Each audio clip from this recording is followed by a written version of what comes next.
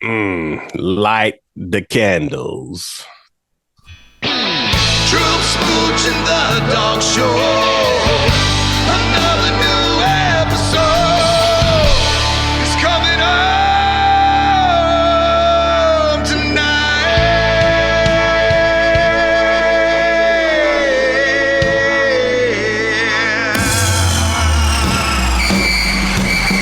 It's the Dawgs Show. It's the Dawgs Show. It's the Dawgs Show. It's the Dawgs Show. You're listening to the one and only Dawgs Show. Your hosts, Troup Brenson and Smooch Moncrief. Just two dudes talking Georgia football. Yes, welcome, dog fans, to the one and only Dawgs Show with Troup and Smooch on the mic tonight. It is spring, first day of spring, March 21st. Wow, that's right. Leading up to the spring game. But we can't even just focus on spring game stuff, Smooch. We got a power-packed show. You guys are going to absolutely love it. We can't wait to dig into it.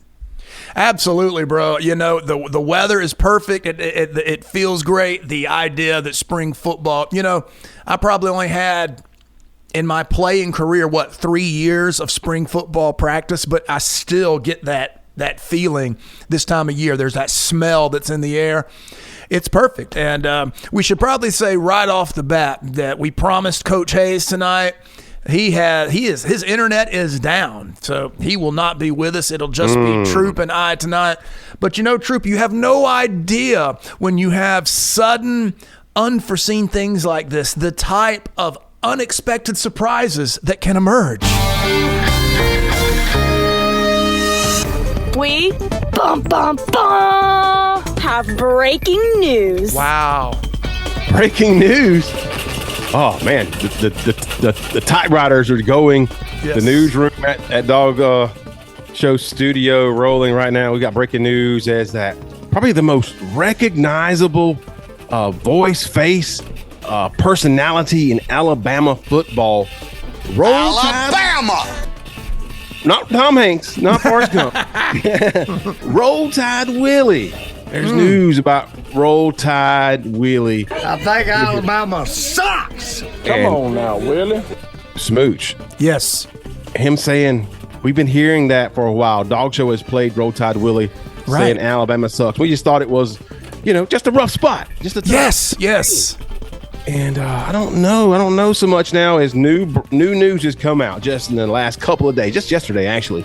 Wow. That Roll Tide Willie may be taking advantage of the transfer portal for fandom. Go out here and get 5-star players, supposed to be the best in the nation, and you can't win a damn ball game. You suck. Well, Troup, we saw this when he scrubbed his social media of all Alabama things. He's done a few podcasts recently, and he had some interesting things to say. And I think I think when you listen to this quote that we're about to play, it really probably hints that he's maybe narrowed down his search, that he's perhaps entering the transfer portal, but already knows where he's going. Mm-hmm. This was just yesterday. Second favorite team after the Tide is the Georgia Bulldogs. The Georgia Bulldogs. The Georgia Bulldogs have just pulled Roll Tide Willie. It's possible. What a coup. What a coup. And the next thing I expect to see from Roll Tide Willie is respect my decision. That's my best Roll Tide Willie I got right there. That's actually really respect good. My decision. Yeah, respect my decision. Because, we were wondering, we knew that there were losses early on with the DeBoer coaching staff and with Nick Saban leaving, and probably Roll Tide Willie's probably the second most popular Alabama Tide, whatever you want to call him, in Alabama behind Nick Saban. So Roll Tide Willie. But I want to say, Willie, the grass is not always greener. We've been learning that with some other things happening. But in this case, the grass is definitely greener in Athens. Oh, yeah. Come on down. We'll take it. You are going to feel... Second favorite team after the Tide is the Georgia Bulldogs. You are going to fit right in Athens, brother. We cannot wait to have you.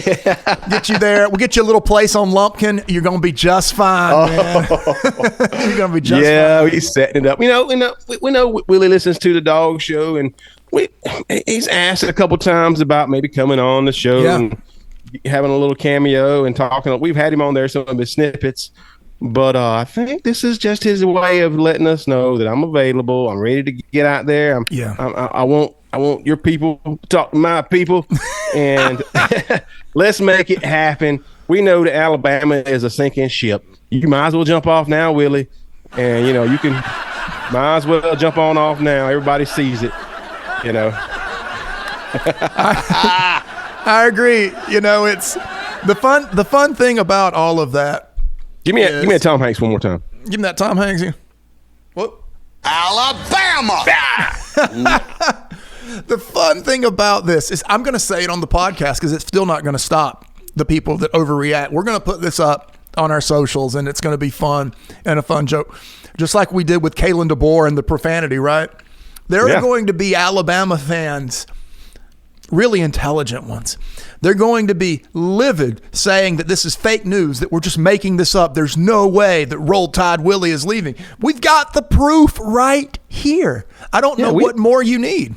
We always, as a podcast, we have always just lifted the mirror up facing our fans and their fans, other fans, and let you look at yourself. Yes. And this is just a reflection. This is just what Willie said, folks. Yeah, we did not choose Roll Tide Willie. Roll Tide Willie chose us. He didn't have to talk about Georgia Bulldogs and really lean into his he said second favorite. We know what that we know what kind of means. Can read the writing between the lines right there. We know Willie. And it's okay. Like I said, there's a lot of other fans who are Alabama fans who are like, dang, man, I really like Kirby Smart, and them Georgia Bulldogs is the best. It's out there, and they play Alabama football all the way, at least in terms of how we like to play football. Yes, and there's a lot of fans who it ain't gonna take them long to say, what the heck? What kind of coach is that? I'm going with Willie. I'm going with Willie. They're getting excited about these recruits that list Georgia in their name for clout in their recruiting, right? For clout, and they say we stolen none from Georgia. I'm like, if the Dog Show don't know who you are, Georgia didn't have you an offer that you could accept. No. Yeah, let 2024 be the year that you follow Willie to the Georgia Bulldogs. Let me tell you something. Willie, he reveals it right there in this statement. Second favorite team after the Tide is the Georgia Bulldogs. If you've got a girlfriend, that is your girlfriend, and you say you've got a second girlfriend, guess what? That second one's the one you really want to be with. That's a fact of nature. It's a fact of nature. And we also have what he said about Alabama.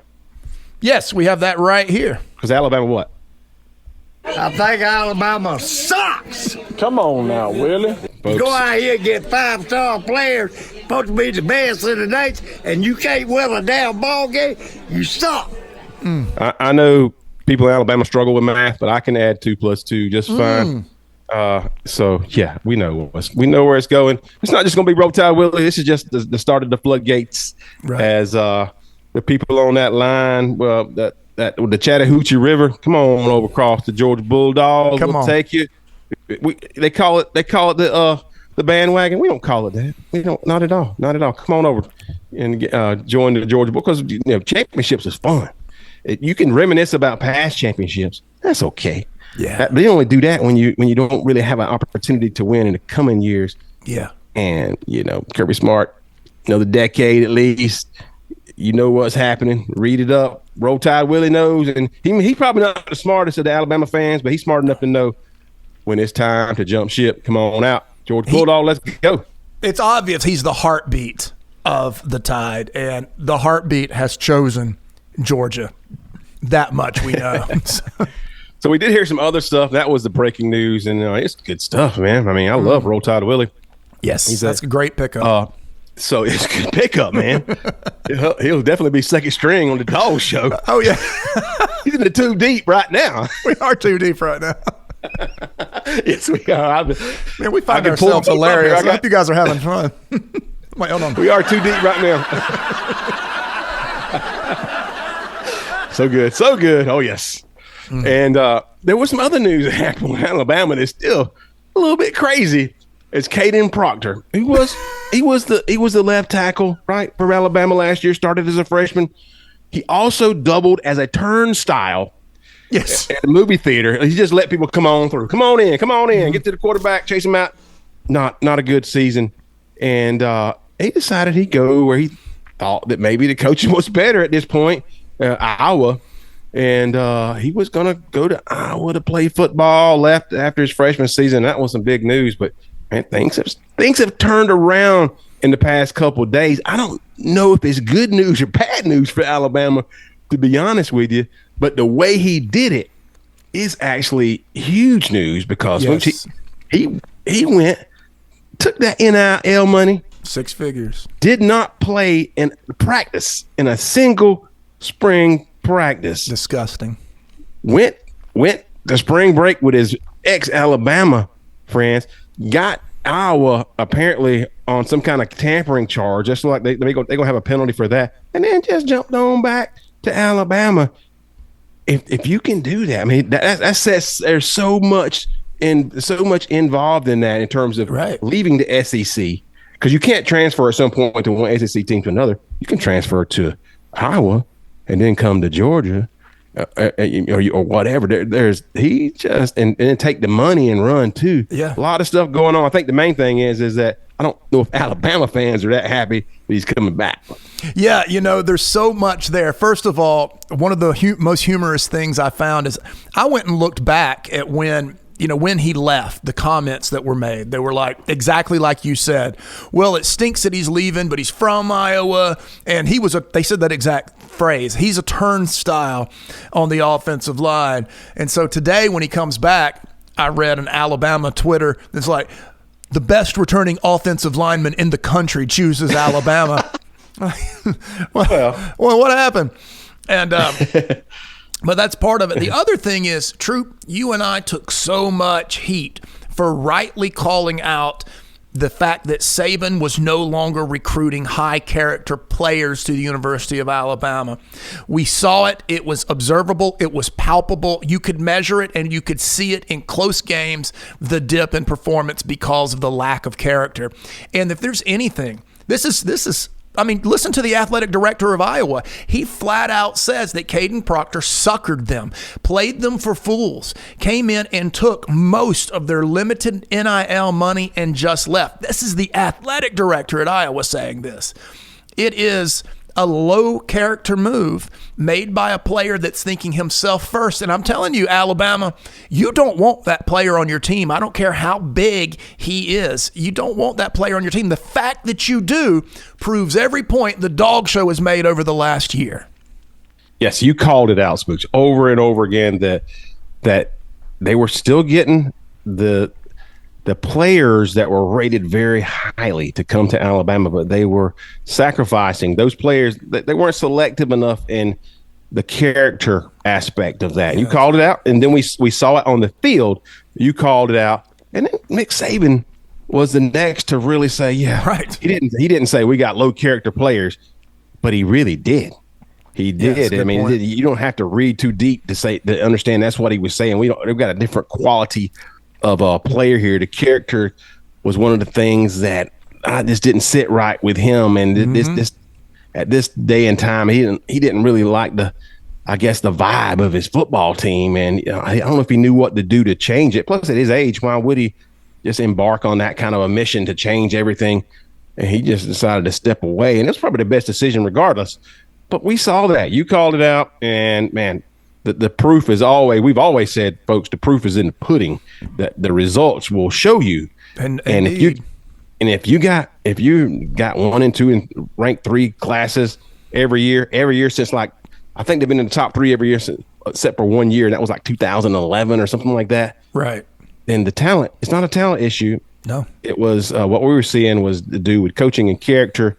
Sometimes you got bad character, bad eggs in there, and coaching that hamstrings the coaches from getting to the players that they could get to otherwise, because you need those players on the field to lead. And, what's that? What is, it's tough. It's tough.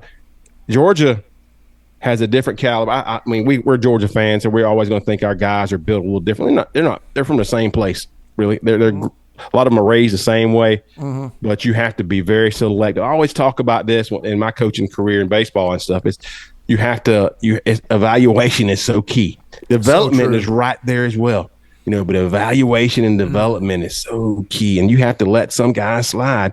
And so Alabama, you get so excited about some of these guys you get coming in, and you wonder how they plucked them out of Georgia. I'm not saying you can't pull a great player out of Georgia, but some of them, Georgia is okay with you taking them with you and you dealing with that problem. There's some players that are good enough that Georgia's going to say, okay, we'll take the risk, and we'll try to develop the attitudes and whatever the winning attitude that they need. We'll try to give that to them, help them develop it and grow as young men.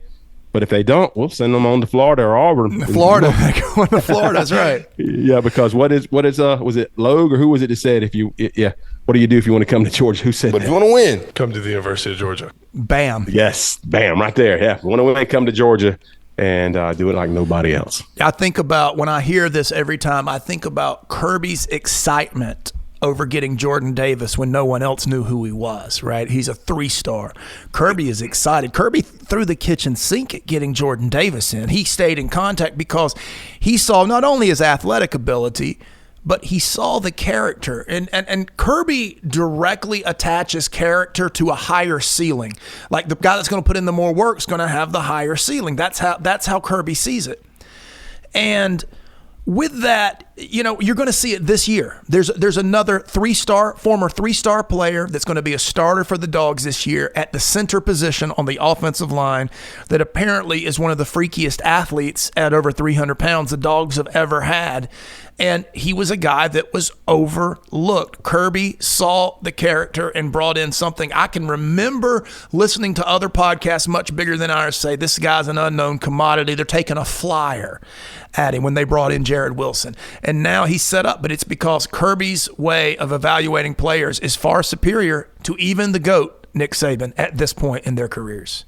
Yep, and Kirby even said that. It was unusual to hear him in his press conference talk about Jared Wilson and how he was a next athlete that can compete with players at skill positions in terms of his athleticism, but also that he was very fortunate to have learned behind Cedric Van Pran, and that was a big key to his growth. And that was, he couldn't wait. He was excited to have him. And I heard other podcasts talk about a little bit about this, and I'm always questioning. Kirby seems to always have a motivation for talking about players. Sometimes he brings people out into the public view to talk about them because he wants to maybe lower things down a little bit, kind of reduce the temperature and let those guys know that you're not where you need to be just yet. There's work to be done. Don't read the press clippings because I'm giving you some press right now, and your head coach says, he ain't there yet. Right. But so I wonder if this guy is that kind of athlete. He just needs he's the one you kick some players in the pants, and the other ones you just pat on the back and raise them up. I think maybe Kirby that's the great thing about coaches. I've had coaches before who would just throw a blanket over everybody and treat everybody the same way. That was not the best. Yeah. It's easier because you got a lot of players. But when you approach each player as a single person and you know what they need to be the best, and I think that's what he's looking at with Jared Wilson and say, this guy, it's going to help him to hear that I believe in him. I'm going to put it out there for everybody to hear. Yeah, the kid is young, for one thing. He's young, and he's filling in for a legend. This is the best. Name a better center in the last 20 years. And it feels like he's been in Athens forever. He's a fixture, right? SVP will probably live in Athens one day when it's all said and done, and that's the guy you're filling in for, and so I can see where he would need that confidence boost. The other side of that is I do remember a while back when Kirby all of a sudden out of nowhere praises the work that Amarius Mims is putting in right before the transfer portal and headed to Florida State. But luckily that didn't work out and he ended up right back. But this is different. This was probably the most affectionate, I want to say, like just affirming that I've ever heard Kirby about a guy that's an unknown commodity. And Kirby does not heap praise upon arrogant players. You know, we love George Pickens, right? We love him, everything he was. But how many times do you hear Kirby brag about him? He was trying to keep the lid on, right? Trying to keep that dude's head screwed on straight. He never heaped praise on him, not like he was with Jared Wilson. So that's exactly whatever Kirby's motivation is. We're excited to see it, and he's usually a step ahead of wherever we are. So we are. We're excited to hear that. And they put the pads on in Athens, and I could hear them from here, buddy. I could hear them from here. We're even starting to hear some little recordings of people that were close to on campus that could hear Kirby with his megaphone going off. You know, it's good stuff when Kirby's on the megaphone lighting you up. And the strange thing is, it's the players that he loves the most, that he sees the most in, that he's gonna really stay on that megaphone and give them the hardest time. Those are the guys that he just sees at the high ceilings. Yeah, and they know it. They know. I mean, it's at a point in a very odd way, maybe even twisted way, it's considered an honor, right? If Kirby is harping on your name, that means he thinks you lead a group of other people. He thinks other people are looking up to you. You know, he used to ride the living dog out of Nakobe Dean, out of Jalen Carter, just ride them. Keely Ringo, too. Keely Ringo. Oh, my gosh, I'd have quit. And he got the best out of them and other players behind them. Again, that mentorship, character type of team building thing. But yeah, he seems to be a master at individually diagnosing each player and what they need. So we talked briefly last week about the Georgia's defense and how excited we are to see some of those guys, and how I think maybe Georgia is going to restructure the way their defensive front is this year, especially in size, because teams had a little bit too much ease in getting to the edge last year. Georgia had just didn't have the players outside that could stand up against some of the offensive linemen. We did not set the edge well. Yeah, not at all. That allows those stud linebackers to get where they want to go the quickest, because we all know that the shortest route between 2 points is a straight line.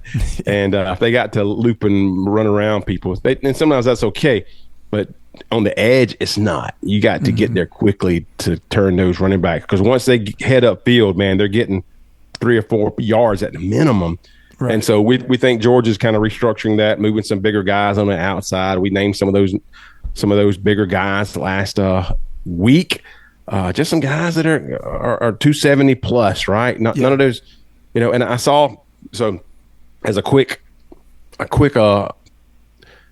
I guess talking about recruiting, Alabama was real excited about getting a linebacker this week out of Georgia, out of Dodge County, as a matter of fact, not too far from me.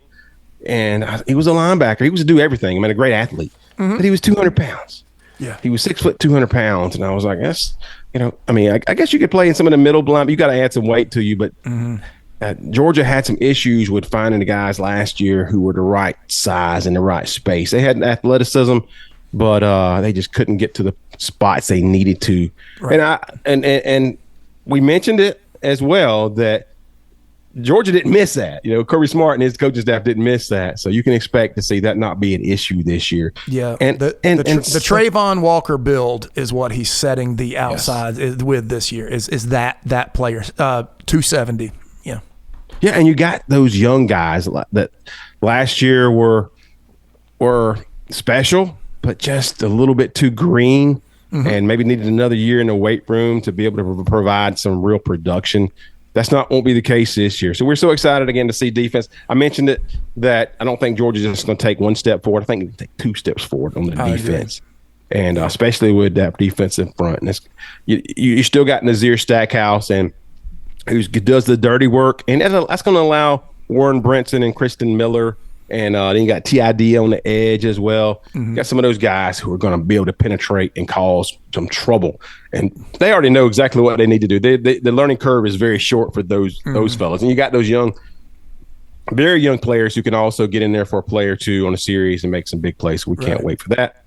Anybody name you want to mention in particular? just Mykel Williams flexing out to Jack linebacker more often this year. That is when when you see an Alabama defensive player rack up 15 sacks, it's a similar position, right? So you'll see Michael as a D end in a lot of sets, but when it's a known passing down, you're going to see him often go to the jack linebacker this year, which means someone in front of him sets the edge.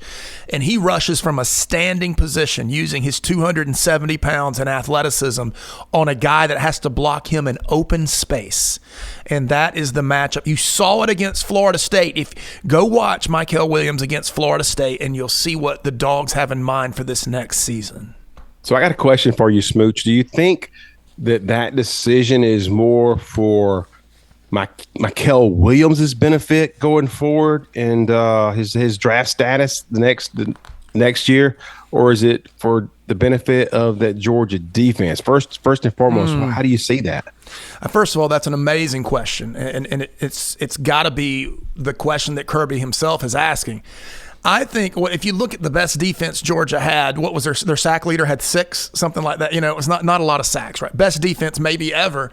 And Trayvon did not put up eye-popping sack numbers, but was the first overall pick in the draft. But the idea is that you can flex these athletes like a Trayvon or a Michael Williams. You can flex them out to a stat rendering position like jack linebacker and let them get those numbers. And numbers do 2 things. They put something in the head of the opposing quarterback. When we're going up against a little redshirt freshman quarterback at Tennessee this year, if we've got a guy with 9-10 sacks going against him, he's going to be thinking about it. He's going to be thinking about that guy coming after him. And number 2, it does when you have sack numbers. I think sack is the most overrated stat in all of football, but the NFL adores it. And it's where you can put people in the NFL. That's how you recruit. The fact that Georgia can say, look, here's where we're putting people in the NFL, that's what's making kids come there. Yeah, they want to win championships, but they want to play on Sundays one day. And I think that, to your point and to your question, that flexing your athletic freaks into open space to let them maybe pick up a few more of those gaudy numbers, I think that as long as you're not sacrificing the integrity of your defense to do it, I think it's a great strategic move to draw players to the team. Just like I think not having Brock Bowers this year is going to mean more touchdowns for wide receivers, which could only help recruit wide receivers the next year. I think it's the same type of give and take there. But the one thing that cannot suffer is we've got to penetrate up the middle and secure the edges. As long as they do that, I don't care how many sacks anybody has. So. Right. It's all about the team. And, the first priority is the team. I feel sure about that. But I just wonder how he's going to look out in space, because what is he, 275, 270? Mm-hmm. So I wonder how he's 6'4", 6'5". He's a big dude. Yeah. So I just wonder how he's going to look out in space and if he can navigate that. Right. And I know he's got bend and quickness, but I saw tape of Damon Wilson. He'll be his second year coming in, and man, did he show some explosiveness and bend and some of the drills he was running. I'm like, that's a guy that it's going to be hard to keep off the field. You can't. He is the CJ Allen of this year in terms of ability. Yeah. So you know what he checked in at this year? 6'4", 240. Is what Damon Wilson. That is a lot of lifting weights right there. That dude was 218, 219 last year. That is killing it in the weight room, and he is rocked up. He is crazy, and like you said it perfectly. You're not keeping him off the field. And I got a feeling I'm to name somebody that you wanted to talk about. He's right on the tip of your tongue, wasn't he? Man, he looked great. Yeah, absolutely. Damon, well, and you said it great. I love the way you said that. You termed it the CJ Allen of this year. CJ Allen, you could see the specialness last year of him, and he's in that middle linebacking type position where he's going to be sideline to sideline. Mm-hmm. And man, I think Damon Wilson's going to be that kind of. I love it you said that, because now that kind of solidifies how I was thinking about it. Man, he looks so good, and you got to have snaps, but he's one of those guys I think can get to the quarterback. He may be a situational player this year, or maybe not. Maybe he established himself further because in a real defense, you can't just be one thing. You got to be able to, or you will be a third down player. You got to be able to stand up against the run and hold and set the edge, as well as get to the quarterback, like we expect Michael Williams to be able to do, but we expect TID to be able to do. But that name, that's a name, folks. We told you last week when we throwing names out there, we want you folks to remember as we talk more and more about them, and so you can look for them, especially when we hit the spring game and moving forward to the season. Yeah, I thought when we recruited Damon Wilson that he was the most ready to play player that they recruited last year, and that's proven true.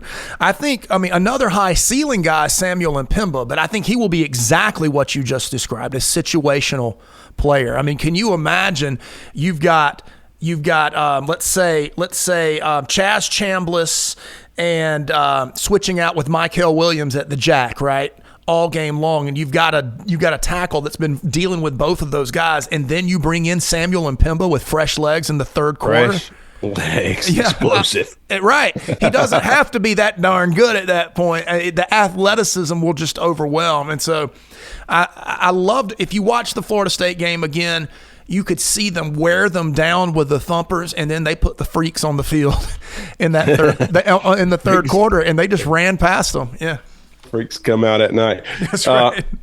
So the three players that I was most excited about in the last class is the defensive front seven. Was, of course, C.J. Allen. We heard so much about him and the character. We heard about the character more than anything. We knew he was a high level player. But then you had Damon Wilson, and then the other one was Raylan Wilson. Raylan played a good bit last year too. I think is he number 5? Is that number 5? Yeah. And 33 is C.J. Allen, right? That's C.J. Allen, yep. I think that's right. I don't remember what number Damon Wilson is. But I've got it right here. It won't take long. I don't want to put he is number 35. There you go, 35, 33, and 5. Those are the guys identified last year on the roster. I was like, I want to watch these guys play. And we did, and they didn't disappoint. This year, those are those guys that are going to take next level another step in terms of their career at Georgia. And because you only got these guys, if they're as good as they're advertised, you only got them for 3 years. I know that's one of the things that's so crazy. Guess who the grizzled veteran is of that inside linebacker class? It's Smile Mondon. We were just talking about what a freak athlete he was in high school. It felt like yesterday, and now he's coming back for his senior year. And looks like that foot injury is well behind him, by the way. And him and C.J. Allen in the middle is not fair. That's not fair. So, yeah. That's sideline to sideline. And we are spoiled as Georgia fans. We got to see Roquan and Nakobe, and those guys just had it was like a magnet attached to the ball carrier. They could get there through traffic and hit them before they got turned upfield. Just so beautiful to watch. I will say, as we talk more about Georgia recruiting, there's an interesting thing going on right now, and because this is early on, it seems early on in the 2025 recruiting cycle, and it is, but these players are taking visits and they're making decisions, some rather earlier than later, and especially when you deal with the quarterback position. Those guys tend to make decisions a little bit earlier, and then they're the bell cow for that class. Right. And there was one name that I hadn't heard much. I heard about Ryan Montgomery. Everybody's heard about Juju Lewis. I mean, of course, he was a freshman. We've heard about Juju, right? And he's committed right now to USC. And I don't feel like that's a very strong commitment. I think he's going to end up he got his first offer in the 7th grade. Just so you know. That's the kind of special player he is. Yeah, he's a special player. He feels like more like a wide receiver though, in terms of the attention. I don't know if I phrase that right. And when I say attention, that's what everybody else gives him. But his disposition is more like a wide receiver. Disposition. There you go. The other player I haven't heard about until the last couple of weeks is Matt Zollers. Yeah. And he's a Pennsylvania. Yep. And I mean, people think that he's like a high 4-star. Big dude. What's his specs there? 6'3", 6'4"? He's 6'4". He's 6'4", 200 pounds right now. Hasn't really lifted until this year. So he's solidly built kid. Royersford, I don't know if I'm saying that right, Pennsylvania. The thing Think about that. Yeah. Think about his name, though. Say it again, Smooch. What's his name again? Matt Zollers. And I think this time last year we were saying the same thing about a kid named Ryan Puglisi. And that type of find, that type of arm talent, when you watch his game film, which I watched about 45 minutes of it today instead of working, it was awesome. Sorry. But, on 3 thinks the world of him, by the way. He's higher rated, I think, than Puglisi was at this point, right? He's higher rated than Juju Lewis on a couple of recruiting things. Oh yeah, Puglisi was still on. Puglisi didn't get his 4th star until late. I think when Georgia started, he was a 2 or 3. When Georgia first went out and saw him, right, man. They identified him and evaluated him quickly. And the thing about, before you continue, the thing that makes this a very interesting topic is that with Dylan Raiola going to Nebraska, Georgia, they're a quarterback down. They really wanted another quarterback right now. Yeah, and it's a good thing. I mean, any quarterback that comes in now, like when we had Stetson, Brock, Gunner, who am I missing? Stetson, Brock, Gunner, Carson. When we had all of those guys, not all 4 were playing for that starting role. In these next few years, you're going to have a chance to play for at least playing time. Like the 2 position will at least be open to every player coming in now that they're down that man. When you watch Matt Zollers play, I'm going to talk about it in 2 different phases because there's something really freaky about him that makes him fun to watch. First of all, he's incredibly fluid for being 6'4".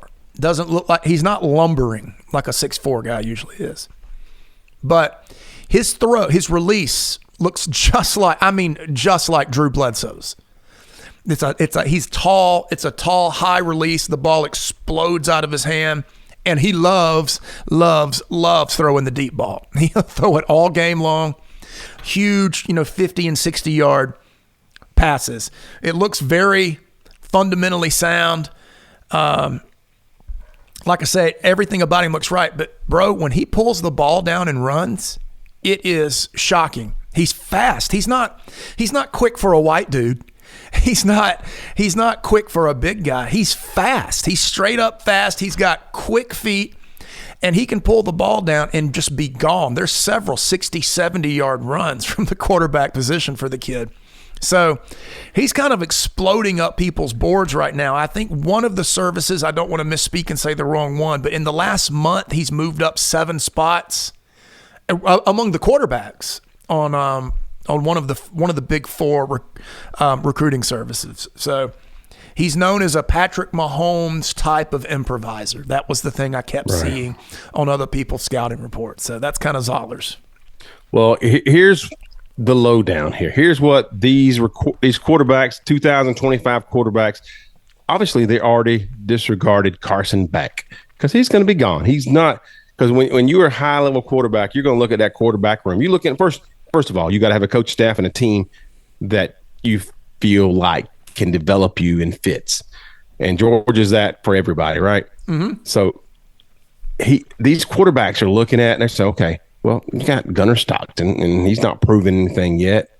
Puglisi, he was kind of an afterthought for a lot of people. Georgia knows who he's got, so they're thinking that this is a great opportunity. Yeah, this is an opportunity. Juju Lewis, he's looking at this Georgia quarterback room and like thinking about I can beat anybody out there. I can beat. I mean, if at the worst, I would have to sit 1 year and let Gunnar Stockton do his thing. Right. And at worst, and I want quarterbacks to think I can beat you out. Oh yeah. I'll compete with you. I'll beat you out. I'm better than you are. I'm better, and not anything that's not a team building thing. But you got to look at those things and be honest. If you're looking at 3 quarterbacks that are better than you, and you don't want to sit, you might want to go somewhere else. That's right. But those 2 quarterbacks. But the reason I brought these guys up is not to talk about anything we've talked about so far. It's a decision for Georgia because I think Zollers, who they love, and really the only competition for him is Penn State, I think, right now. And he's from Pennsylvania, so that's a good competition. Yeah. But he really loves Georgia. He's going to make a decision before Juju Lewis, who is the golden boy in Georgia. He is maybe rated one of the top quarterbacks in the country. He's that dude. But he's got a little diva in him, Smooch. He's got a little diva in him, a little wide receiver disposition, as you said. And Zollers might just come into Georgia and be ready to compete. And if he didn't win the game, his competition the first year, that's okay. Doesn't win it the second year, that's okay. He's not gonna leave you hanging and have a gap in your quarterback room. Right. And Juju Lewis has already, his dad come out this week and already stated it. Exactly. Said it. Yep. Said it. He would only sit 1 year, and if he sat more than that, that wouldn't be acceptable or something like that. Yeah, I agree. I love the idea that, Juju's a Georgia native. Carrollton? Yeah. I'm playing for that program. We've been watching him since middle school, when he's scoring 50 points in a middle school or junior varsity game. Started as a freshman, skipping a year of school, 10-inch hands. As a sophomore, 4,100 yards and 48 touchdowns as a sophomore. And is actually, for a quarterback that's considered an elite athlete, he stays in the pocket and looks to pass, which is pretty impressive. All of those things. But I'm just not sure he wants to be a Georgia Bulldog. He wants the Bulldogs to want him. But most of these guys that end up being Georgia quarterbacks that are championship level quarterbacks, they want to be a Bulldog. I'm not sure. I know we've been in love with Juju for a long time. Sometimes it's hard to let that go. But who the better quarterback is on paper might not be the best fit for your team. And I think that's kind of where Georgia is. And the fact that Zollers is going to step up and take the bull by the horns and announce where he's going first, that shows some dog. That shows some non-diva. That's like, I'm staking my claim. Here's where I'm going to compete. You're free to join me, but this is where I'm going to be. And so I don't know. If I had to pick right now, I'd say Georgia's looking at 3 or 4 quarterbacks. I really think Zollers is the target. I honestly do, and we have no inside information on this. We don't talk to Georgia insiders about recruiting very much at all. Practice, yes. Injuries, yes, but not recruiting. But I really think Zollers just looks. Go ahead. Yeah, because our opinion is probably just as valuable. It's just opinions, right, based on what we see. Yes. Yeah, just opinions based on what we see. And I think that Zollers, just to me, just like Ryan, we were so enamored with the name Dylan Raiola and everything, but we kept saying, but this Puglisi guy, he's just a dog. And this is back when we thought we were going to have both of them, right? Right, both of them. And when the dust settled, we had the dog and the diva was gone. And that might be the same thing we have this time. We'll keep the dog and the diva will be gone. Well, winning programs, there's some programs, you do it sometimes by necessity. When you start a freshman or players really early, especially on at a quarterback position, you do it out of necessity. And it's not, today's day and age of football, sometimes it's hard to keep those players around. So if you get some of those skill players, those divas who are 1AA, the top, the best, they aren't disposed to stay long if they don't get what they want. Mm-hmm. And that's not always the best way to build a program. Georgia won 2 national championships with a 5'10" a walk-on quarterback. That's right. Because he was built the right way. That's right. And sometimes if you have a roster that is built the right way and stacked up on the line of scrimmage and you play complementary football. I love it. You don't have to take the risk, big risk. You can chase those players. You like to have them, but you like to have them sign, come to practice, and become a killer in their position group and earn their way on the field. That's right. I had the same conversation with a patron at our bar the other night. Right. He was convinced that a player that we both love, but I'm not going to name him, that was going to play just because he was that good. I'm like, I don't care what the star ranking is. I don't care how much money he's getting paid. If he's coming to Georgia, he's going to have to earn it. And he's going to earn it in practice first. He's got to get the confidence of the coaches. He's going to have to learn his position. And not everybody's built that way. And Jude, I would love to have, we may still have Juju Lewis. He may lead us to three national championships. Sure. I don't know. But you come right out and say, I would rather his dad come out and say, yeah, look here, all we want is opportunity.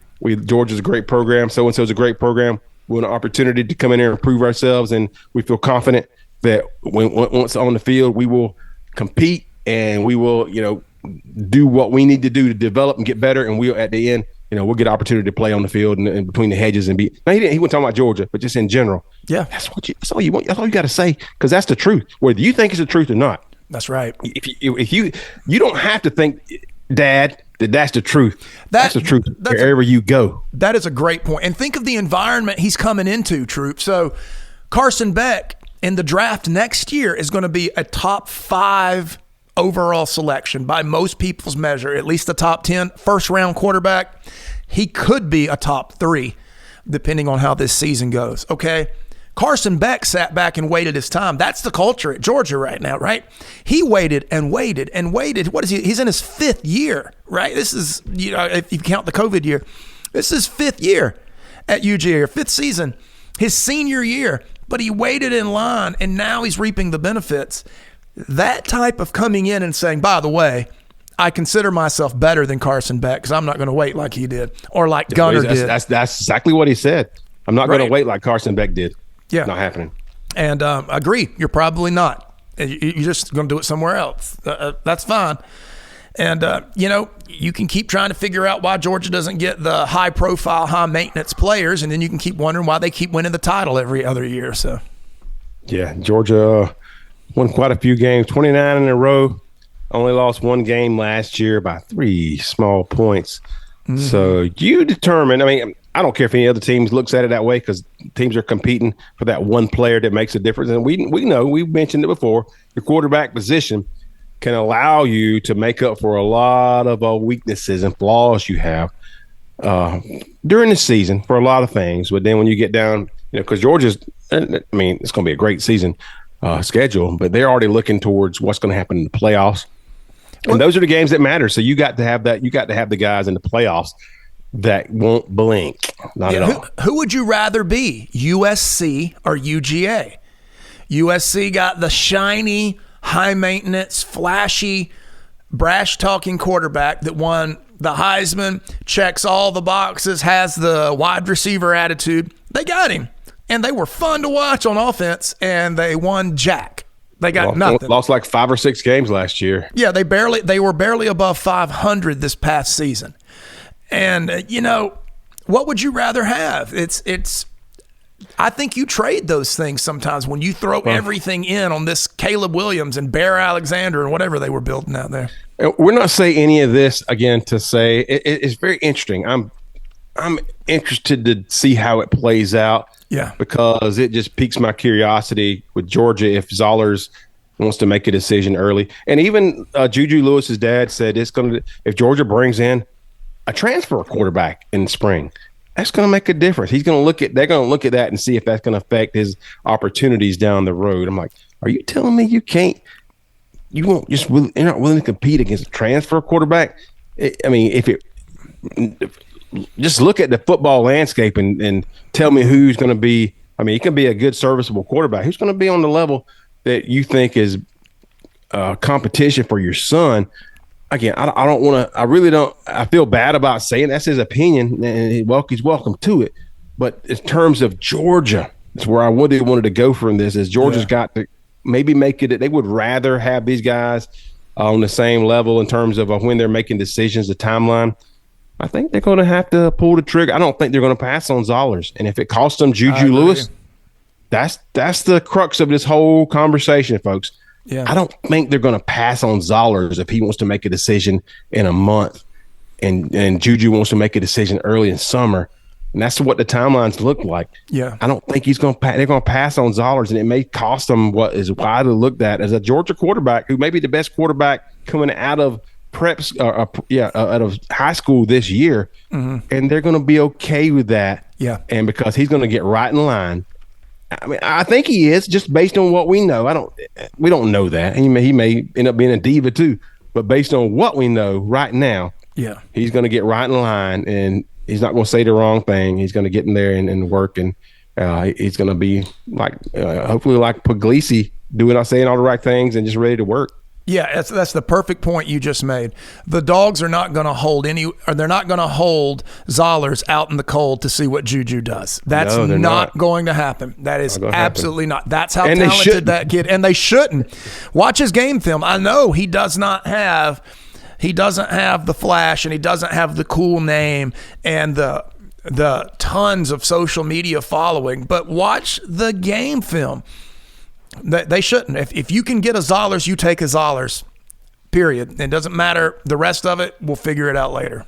Now, Smooch, if Kirby Smart was one of those, like, man, there was some crazy stuff about that Dion said this week for Colorado. If Kirby Smart was the coach who was like, well, we'll just shoot for Juju Lewis, we don't get him, we'll jump in the transfer portal, we'll build a program off and that's another way to attack it.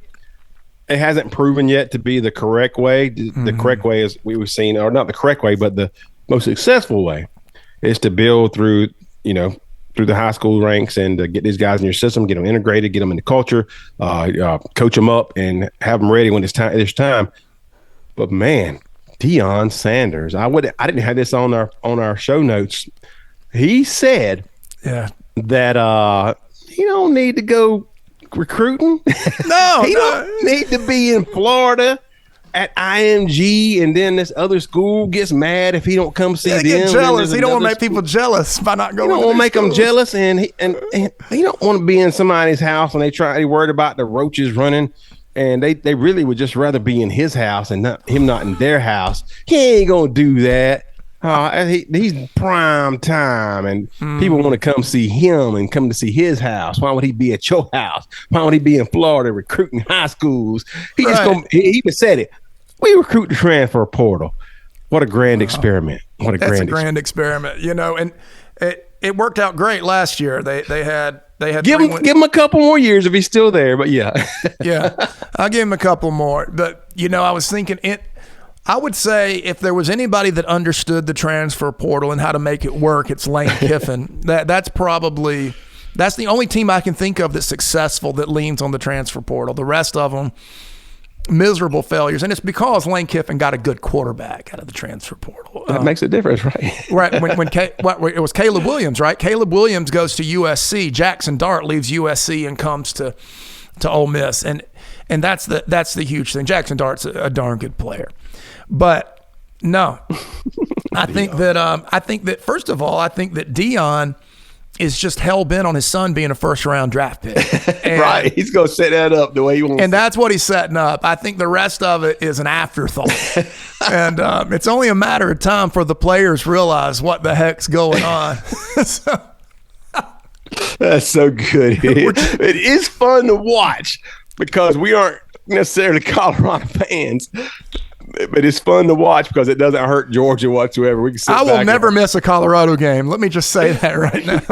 Oh my God, yeah. I mean, it's a grand experiment, folks. If it works, well, it might. I mean, football's already changed. It may change it further for some teams. I don't think it'll change it for Georgia because it is a shortcut. We all see it as a shortcut. We know it, Deion. We know it's a shortcut. We know you've had a Hall of Fame ×2 career in football, and you don't want to be wasting your special time going out and see. We know it's a shortcut. Yeah, and to be fair, he's never been a hard worker because he's never had to. He has athletic ability that's seen once every 100 years. Yes, and he's just blessed with it. And it was an honor to watch him play. I mean, I can remember watching him play in Atlanta and just, I could not believe a human being could do what he could do. One of my top 5 favorite players ever to watch. Maybe my top 3 on a Falcon. Yeah. Yeah. And, but he's not this team. He's a decent team player, but he's not the first one there, the last one to leave type of player. And Smooch, guess what? He's not.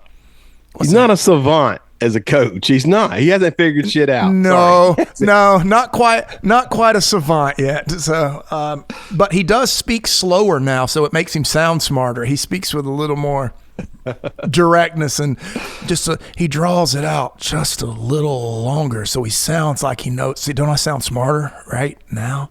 Listen, it almost would be better if they succeeded. If they won 9 games this year, be like, holy, we would jump on board and say, look at this. I am here for it, buddy. We like to be entertained. Yeah. It's not that we're hating on Deion because of it. We're just saying, Deion, you can't just pass this off as your strategy. You just, in terms of coaching, just lazy.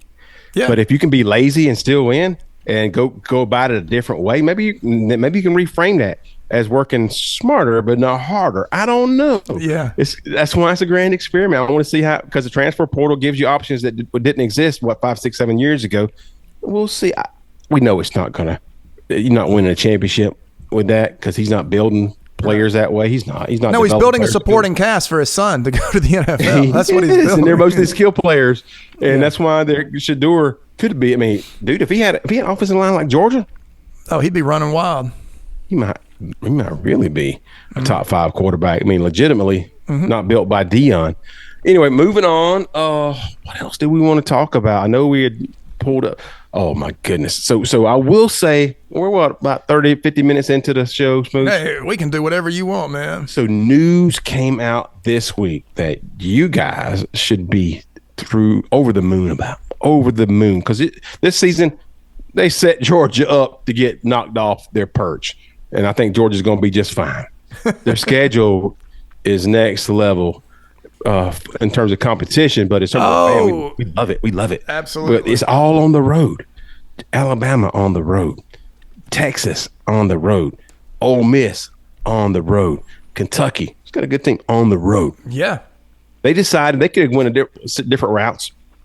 They decided for 2025 to take that same conference schedule and just flip it and have all those games in the opposite. So at home for Georgia is what I'm saying. You're going to have, oh my God, season ticket holders, you can either go to these games and be iconic games, or you can pay your mortgage or pay a couple of vacations off because they're going to have Texas and Alabama. Just those 2 games. Just Texas and Alabama. Texas and Alabama are coming to Athens, bro. Same season. In the first half of the season. And you guys, we're going to lose our minds. The Dog Show is going to be right there. We're going to be right from there. Kirby Smart and Steve Sarkisian. I don't know who's going to be coaching Bama, but it's going to be Sarkisian and Kirby Smart right there. I would and say roll Tide Willie on the Georgia Bulldog home side. Yeah, we have a better chance of having Roll Tide Willie with us than DeBoer does of coaching that game. I'm just I don't know. That sounds funny. Yeah, that's funny. That was hyperbole, guys. It was, guys. Look that up. It's not. Doesn't sound the way it's spelled. It's spelled hyperbole. That's what I was saying. I'm sorry, folks. Yeah. Funny. But that schedule, next level. I can't think. And you guys who gave us a headache last year about the schedule, Georgia don't set the schedule. I mean, not every year. Things change. Teams are better. And we kept telling you, you guys complaining about our schedule. How about you be better? And our schedule will be better. No kidding. Quit sucking eggs. Yeah. Tennessee and Florida. And that's because they were just considering Missouri a gimme, and they proved to be anything but the way they finished the season. You don't Ohio State 14-3. Ohio State 14-3. Well, speaking of Texas and Alabama, I've got their schedules pulled up right here. Hey, let's do it. Let's see what we can do. Let me see. There's Texas right there. Now, this is a middle-aged man using screen share. This is 2024. We're going to go quickly. We're going to go through these schedules. I don't know if I need my glasses on, my glasses off. Another middle-aged decision. I don't know what I just did. There we go. This is Texas. We've talked about, Smooch. I see it right on my screen. We talked about getting Texas integrated into SEC football. And when we talk about SEC football, we talking about the Dog Show. We are, buddy. Talking about the Dog Show. We talking about SEC football. So Texas kicks their schedule off. Let's look, August 31st, because we don't want to talk about their spring game. No. August 31st, they got Colorado State, not the Deion-led Colorado, but Colorado State Rams. Yeah. And we got them winning that game. Yeah, that's a train wreck of a team. But in the second game of the season on September 7th, they got to go to Michigan. Yeah, that's a loss. Ain't no way. Very interesting. It's an interesting game because Michigan's kind of got some turnover as well. And so I'm curious to see. I think it's I say the home team wins that game. That's what I say because of how early it is in the season. Smooch is picking them go 1-1 to start the season off. Then he got an easy game against UT, the Roadrunners. That's all I need to say. Yep. Roadrunners. And they're going to win that game on September 14th. Then the next week, September 21st, another easy again against the Warhawks. When you play in the Roadrunners and the Warhawks in your SEC team, that is unusual. Yeah, mascots. Back to back too. But they're wasting home games for them. Are you noticing that? Oh, home. Yeah, his fans are like, oh, come on. Yeah. Georgia, we can't wait for Georgia to get here. And so then and last weekend of September, they do play against Mississippi State. And I anticipate them not having much trouble with Mississippi State. No. Maybe closer than you think. They're going to be a spunky team that can sneak up on people, but no, Texas wins that game.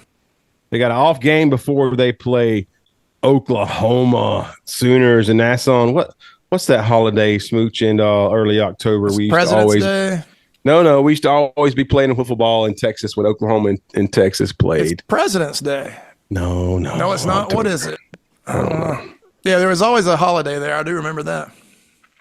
So anyway, October 12th against Oklahoma. Smooch, what you think? What you think about that game? Well, they lost it last year. They did. So, and it was surprising because they were a better team than Oklahoma was. Yeah. And so I don't know. Oklahoma. The problem with Texas is I don't know how you lose those two wide receivers they lost and get better.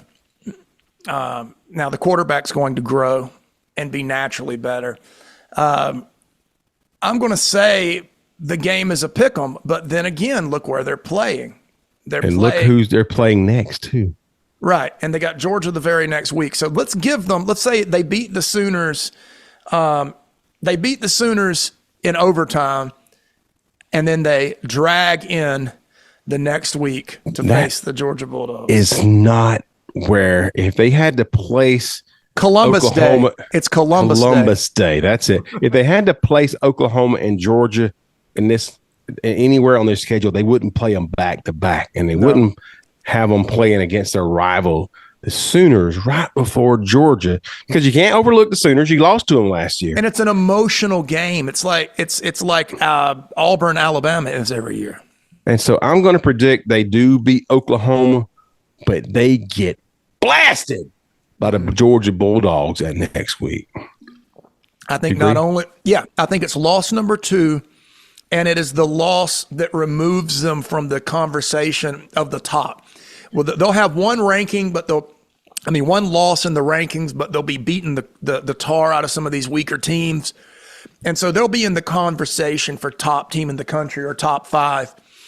But what Georgia does to them removes them from the conversation. And so it's not going to be close. I got a feeling that after that emotional game against the Sooners, that Georgia is going to lay the wood on to Texas. I'm sorry. I agree. And I think they stumble into Vanderbilt. They play an ugly game. They get the win, and then they take a week off. Yeah, and they pretty much roll through the rest of the season. I don't anything can happen. Yeah, I think that Kentucky game can sneak up on them. I do think they're built pretty well along the lines of scrimmage, so they can withstand some of that. So they're built the right way. I don't know what skill players they have after what you said, their losses, and going to be via the draft. But, Quinn Ewers is definitely a good quarterback. I don't think he's a 1AA type quarterback. So no, he's not going to elevate you a couple of levels above what your level should be. So well, when the guy everybody wants to see is sitting on the bench, it's hard to play quarterback in that system. And I don't even believe in Archie Manning. No. Even when he was like a Georgia, we thought he was coming to Georgia. I was still like, he don't look that good. I've seen his tape. He don't look that good. He's not the guy that they want him to be. And I don't know. So I don't know how that's going to push. I don't know how it's going to play out their quarterback room. But I do think they're going to have a good season. They're probably going to win the rest of those games. Well, I think you got. They may end up in the SEC championship again with Georgia. Right. So you got Florida, Arkansas, Kentucky, Texas A&M. If they sweep that, they've got a good shot at playing the Dogs in the SEC title game. In Atlanta. In Atlanta. Now there's a loss or two in those 4 games possible. It just depends on how they're playing at that point. It depends on what the hangover from the thumping that the Dogs are going to give them in October. And because, Florida, I don't think they're sneaking up on anybody. Arkansas, they're kind of an unknown commodity at this point. But Kentucky and Texas A&M, they have enough athletes that if you limp into the game, they can get on you. They can. You're right. And so, how many years, the past 2 years, has Quinn Ewers been able to stay healthy, Smooch? No, he's battle injuries constantly, and this is very important, Troup Brinson. He was throwing to two of the top 3 wide receivers in the whole country. We found that out at the combine, right? He literally is going from the top receivers in the country to receivers no one really has ever heard of. And he's got a kid that everybody thinks is, God's gift to football sitting behind him. By this point of the season, when you've got 2 losses, how is that going to play? Because they could make the SEC title game, or they could find themselves out of the 12-team playoff with a 3rd loss. So it'll be interesting to see how that plays out. That's true. That 3rd loss would be a team that they should definitely beat. So yes. So that would definitely knock them out. But I say 10-2. 10-2 is where I am. Yeah, I see that, and you're right. I was trying to look and see where those games were. The Kentucky game and the A&M game. It's at A&M. They do host Kentucky. The A&M game could be. That's the last game of the regular season, and if they're beat up, I really think Texas is a good team. I don't want to downgrade them. And we love Sarkisian. Yeah, I think they're better. They're probably the class of the SEC behind Georgia. And they're, in terms of their roster, their coaches, they got a good coaching staff too. But in terms of their roster, they're right there. They're like I said, the lines of scrimmage are good. They got a experienced quarterback, and sometimes that's all it takes. Yeah. And they got their schedule is not that crazy. They can handle it. They can handle this schedule, get through with 2 losses, maybe 1 less, maybe 1 more. I don't know. But we'll find out. And I can't wait. It's good to have Texas in here. I hope we have some sound bites we can send to those Longhorns and have them join in on our social media. We have got to move on. We have got to get Texas involved in our podcast. It's going to happen. Yeah, it's going to happen. It's going to happen. It still feels weird to say Texas in the SEC. It does, man. It does. So right. Weird. But those Crimson Tide minus Roll Tide Willie and minus Caleb Downs, and it's going to be rolling into the SEC schedule. Let's take a look at those guys. Let me tell you something. Yeah, they're August. Go ahead. Yeah, something I noticed right off the bat. The first team they play that has any talent whatsoever is the Georgia Bulldogs. That is a dangerous game. At that point, Georgia will have played Clemson. They'll be battle tested and ready to go. Alabama plays Western Kentucky, USF, and Wisconsin. 1, 2, 3. Now, if Bama's going to struggle this year, they'll struggle against Wisconsin. I mean, they got to go to Wisconsin to play them Badgers. They may make them earn it. Right.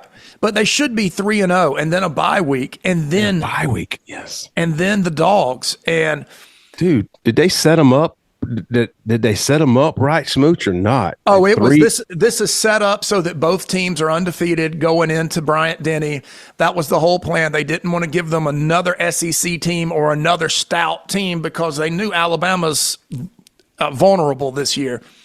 You should be guaranteed 2-3 win teams going at each other at Bryant-Denny. So Georgia always tries to schedule an early game against a really good opponent. Clemson, Oregon, Oklahoma, they got canceled last year, right? Them coming to the SEC, not Georgia's decision, but because it kind of gives them something to work towards in those dog days of summer and do practice, and kind of gives them something to focus on. Alabama's got Western Kentucky Hilltoppers to start their season. They are set up to play nobody, and then the University of South Florida Bulls. Yeah, both those games in Tuscaloosa as well. They travel for the Wisconsin game as well. Even though they have to travel to Wisconsin, then they get an off week to kind of relax and kind of get things back on schedule. They play Georgia. We are obviously predicting a loss Yes. Alabama right there, because I mean we're going to go into more, not tonight, Smooch. Yeah, we're going to go into more why Alabama's going to lose that game, because we got so much more space to fill over the next few weeks. Yeah. But they're losing to Georgia on September the 26th, 28th. Yeah, 8 and 6. Yeah. Here's what I see coming up after that. October the 5th, Vanderbilt, and they will Vanderbilt. But I want to say something here. After Vanderbilt, October the 12th, South Carolina, October the 19th, Tennessee, October the 26th, Missouri Tigers, November the 9th, LSU. They lose 2 of those games. I'm going to say there's 2 losses in those 4 games. There's no way they win all 4. They may come out 3-1, but when you South Carolina, Tennessee, Missouri, LSU, there are at least, I feel, 2 losses in those 4 games, and that can be where the season kind of, the reality of where Bama is starts to set in. Could be. Give me a roll Tide Willie. Come on. I mean, it could be very much so, but I think Missouri. No, I said give me a roll Tide Willie. Oh, is that what you said? Second favorite team after the Tide is the Georgia Bulldogs. I think Alabama sucks. Come on now, really? Okay, let me be honest here, Smooch. Yeah. And we have fun, but we also try to be accurate. Mm-hmm. They're going to beat South Carolina. They don't have the puncher's chance of having a quarterback this year that I know about. No, they might. I don't know the grad student. You never know. Let's skip over that Tennessee game just for a minute and look at the other 2 games, Missouri and LSU. Mm-hmm. So LSU is definitely a losable game. Yeah, I think LSU's got it. I mean, it's going to be a shootout. Now, I just don't know if Alabama can win in a shootout. I think LSU's got some horses and they can score, and that is definitely that is in Baton Rouge on November the 9th. But and let's not back up. forget, LSU was winning that game against Alabama before the injury bug bit them last year. They were taking it to the Tide. So it's tough to kind of look at that Missouri game and based on what Missouri did last year, because Missouri had that stinking running back. What's his name? Schroeder? He was so good. He was punishing people. He was really, really good. He's going to get drafted pretty well too. Yeah, he is. Did they bring out their quarterback, or where's their quarterback? Yeah. Quarterback and receivers coming back. So they got a great receiving core. So Missouri, either of those games are losable. I think LSU probably might be favored there at home. That's going to be a primetime game. Yeah. It's that Tennessee game that I think is going to sculpt both of their seasons. Tennessee and great point. And Alabama. I think if Alabama loses that game, and it's at Neyland Stadium. Yeah. Mm-hmm. If they cannot find if that quarterback for them, Nico Lamaleva, whatever his name is, very talented. If he's healthy and he puts up a big game, they can beat Alabama. Yes, but I wouldn't predict it right now. But I would tell you it could happen, and it's going to be a close 3-point game in terms of what Vegas thinks, just based on it being in Tennessee. But that's the game that I think their season hinges on. I think they may end up beating Missouri, but LSU, I got a feeling they lose to LSU. I got a feeling they lose to Georgia and LSU, and I think they're going to beat Auburn and Oklahoma. They got Oklahoma. Well, I don't want to skip one of these. Saturday, November 16th, my wife's alma mater, the Mercer Bears. No kidding. Besides the Mercer Bears, you can beat anybody on any given day. That's right. Any given Saturday. I had to. I think that they're going to have a couple of losses, and making the playoffs is going to hinge on that Tennessee game. Yeah. And so Alabama fans, I know Roll Tide Willie already agrees with us. We've heard what his way he thinks about Georgia and the Dog Show. So the Tennessee game is gonna be the crux. It's gonna be the pivot. Totally agree. Of their whole season, and they should beat Tennessee, Smooch. They should, because they got a freshman. They got a redshirt freshman quarterback. Right. Very talented. Mm-hmm. Very talented. We know what if he has the game that he could have. They're gonna give Alabama some problems now. If Alabama just kind of road grades them, that's what Alabama needs to do against every team they play that has an offense. As you say all the time, Tennessee has a million ifs, and another huge if for Tennessee is if Nico can stay healthy. His style is so aggressive and athletic, and he is so frail. I just don't know if by the time they play Alabama, Nico's the starting quarterback because of injury, not because of play. And so that'll play a huge role too. But I agree. I love that idea of the season setting up around that Tennessee game in Neyland for both teams. Yep. What a great show, man. This has been a good show, Smooch. We knew it was going to be fun. We heard when some of the news comes out when Roll Tide Willie hits the transfer portal. It's going to be Second favorite team after the Tide is the Georgia Bulldogs. We know that, like I said, the next thing you see on social media is back my decision. That's so good. Roll Tide Willie. You got the best Roll Tide Willie impression in the business, my friend. We love it so much, folks. It's been a good. We invite you guys to join us on Twitter and on TikTok. You can find us on the Dawgs Show Pod, DAWG. You can look for us with Troup and Smooch. That's TROUP. Yeah. And you can spell Smooch. So. Yeah, you can search the Dawgs Show with Troup and Smooch. That'll pop us up on any podcast that you're watching. It's the Dawgs Show Pod across all the medias. Check out our YouTube. We're populating it right now, kind of catching it up with the rest of the show. Instagram as well. But they're all the Dawgs Show Pod, or you can just put the Dawgs Show with Troup and Smooch and poof, DAWG, and poof, there we are. If you think any other podcast is doing it like us or better than us, wrong. Let us know. Yeah. Tell us. Yeah. Tell us. We're ready to talk about it, and we're ascending like Tennessee thought they were last year. The Dawgs Show is definitely on the way up. We're having a good time, and guess what? We're just two dudes talking Georgia football. That's the bottom line right there. Yes, sir. And we also know if you want to win. But if you want to win, come to the University of Georgia. This is the Dawgs Show with Troup and Smooch. It's the dog show. It's the dog show. It's the dog show.